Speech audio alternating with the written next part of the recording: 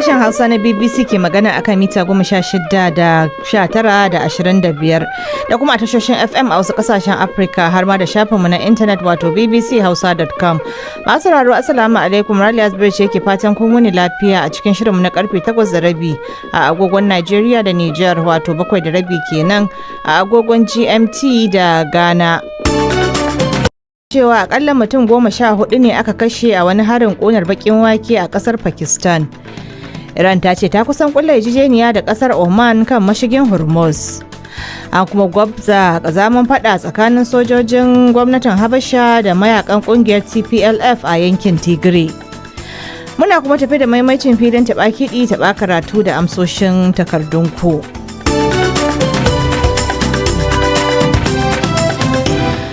Amma duk waɗannan sai bayan an sha labaran duniya. Akalla mutum 14 ne suka mutu sakamakon wani harin ƙunar bakin wake da aka kai a wajen wani wato ofishin 'yan sanda da ke arewa maso yammacin ƙasar Pakistan. Jami'ai sun ce harin ya faru ne a yankin Kabul da ke gundumar Swat a lardin Khyber Pakhtunkhwa.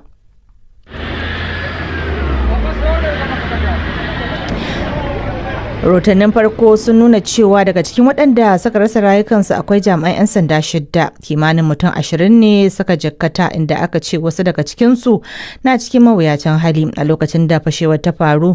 Ana gudanar da wani gangami ne a yankin domin nuna adawa da yadda hare-haren mayaka ke karuwa a yankin.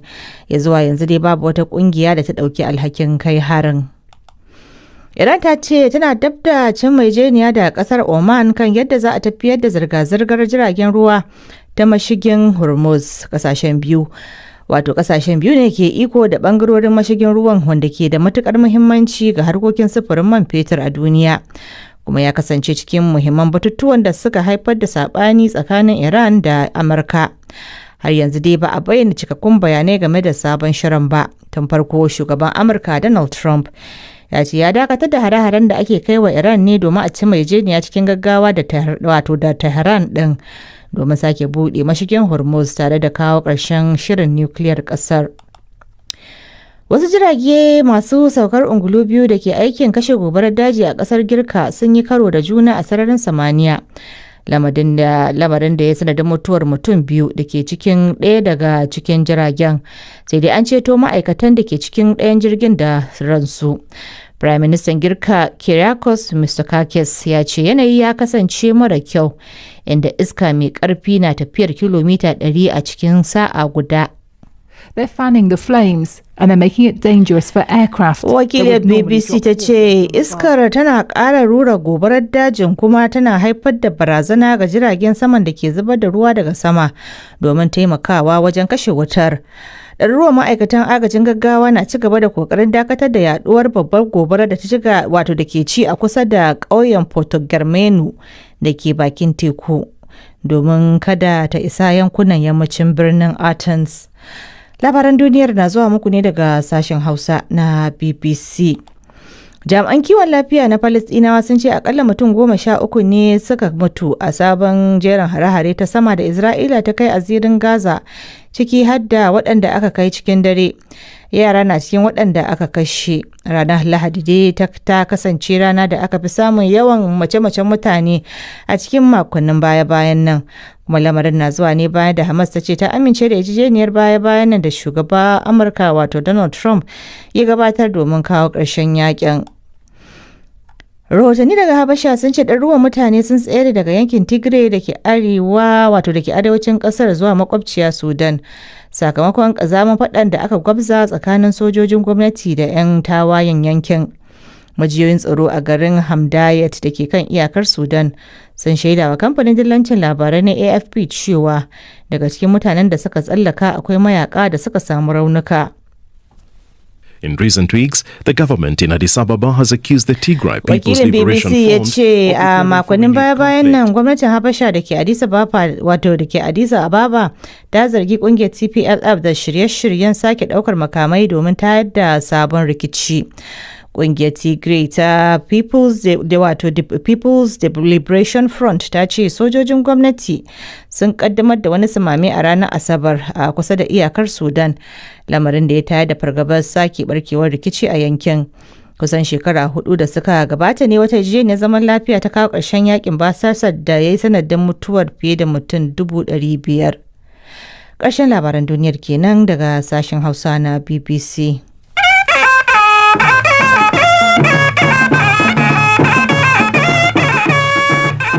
To madalla yanzu kuma sai filin amsoshin takardunku. Taɓa kiɗi, taɓa karatu.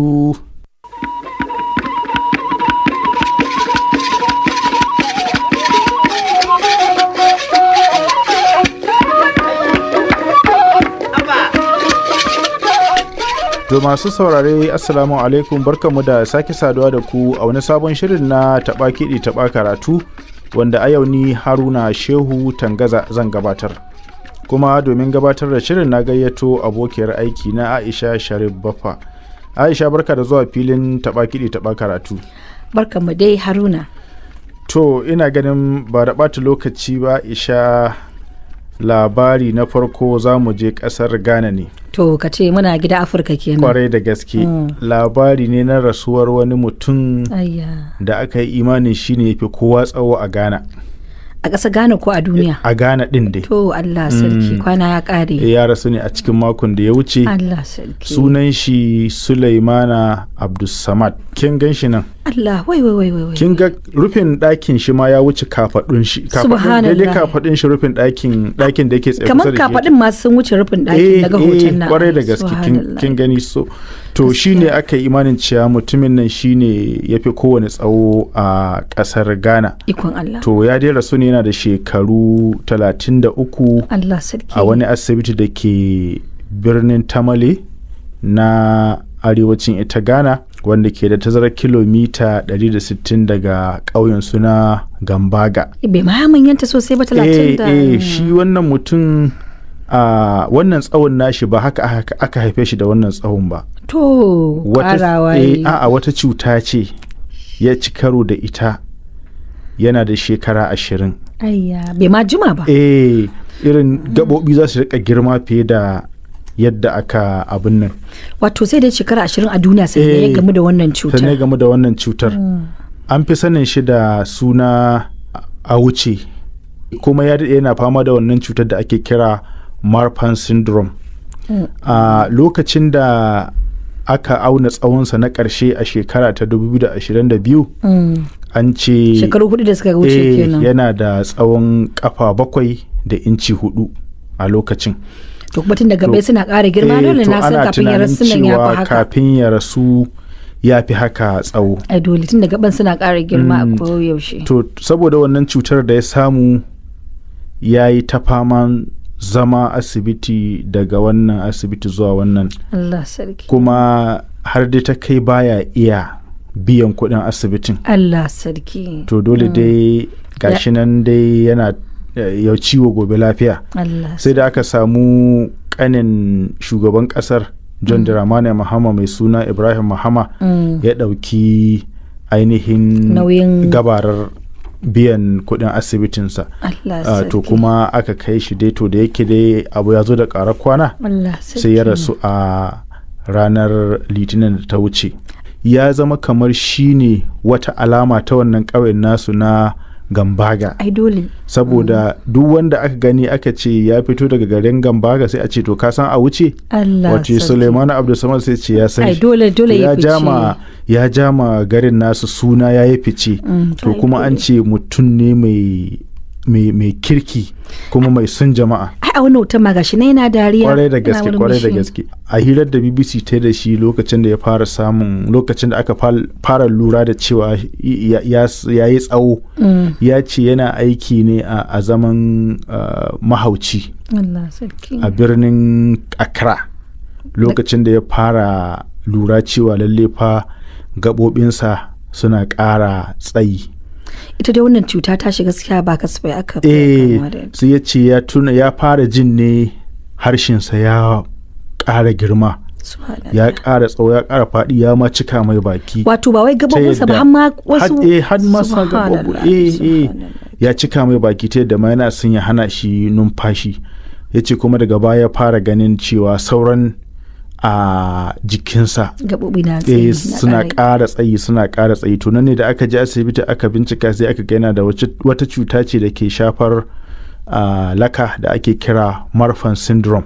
To shine dai yanzu dai bayan rasuwarsa sai aka ce abin da za a yi a binne shi a nan inda ya rasu, nan garin Tamale. Gaskiya. Haka iyalin suka ce a binne shi a can inda ya rasu. Ke san abin da ya sa? Wai saboda irin sunan da ya yi da shahara.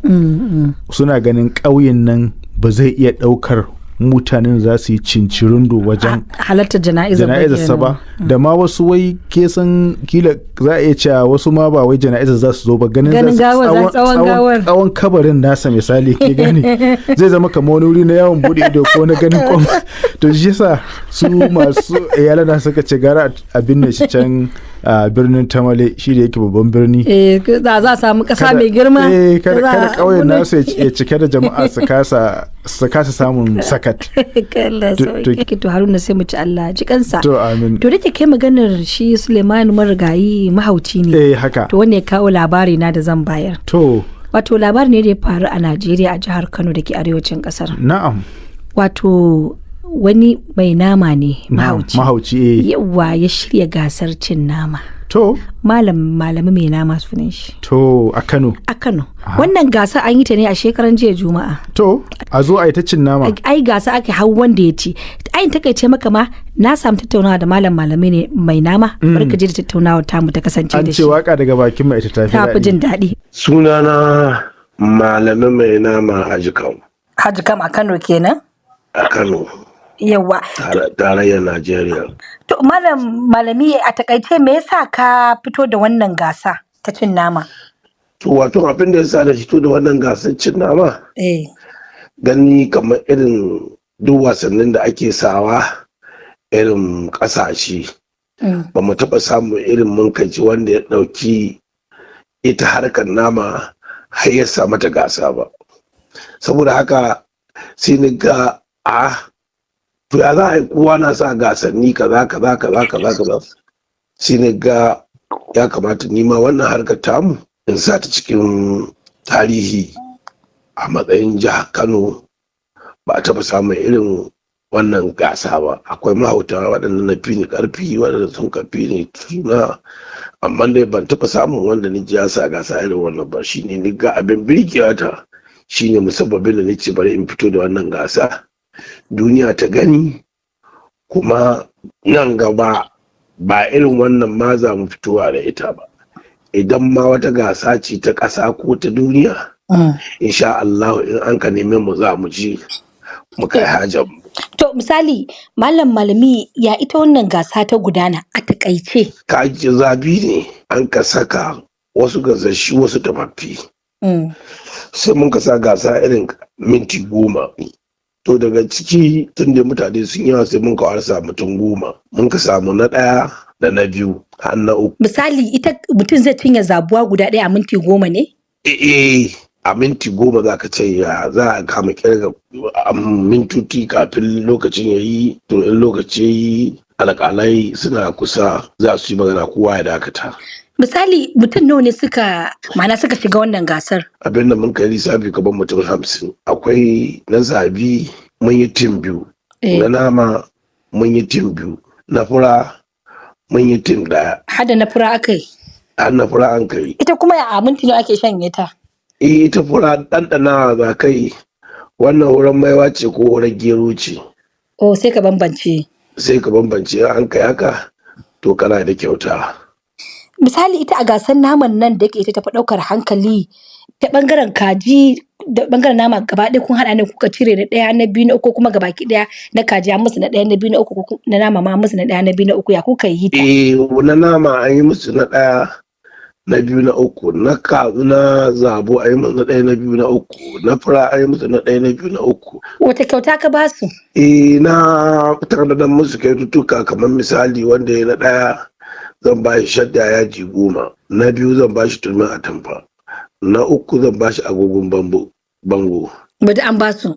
Da an ba su. To fa wannan abin al'ajabi. ai ni wannan gasa na so a ce ni an gaskiya gayyace ni yadda kike son naman nake son nama to amma ai kin ga a lokaci za a diba maka cikin minti ƙanƙanin lokaci. 10 ka cinye kaza daya dama kin ga ai irin akwai wahala wannan irin ni gaskiya da misali a ce zan halarci irin wannan gasar zan kwana 2 ban ci abinci bane yadda in na je ciki na ba komai a minti 2 zan cinye kaza guda Kawai.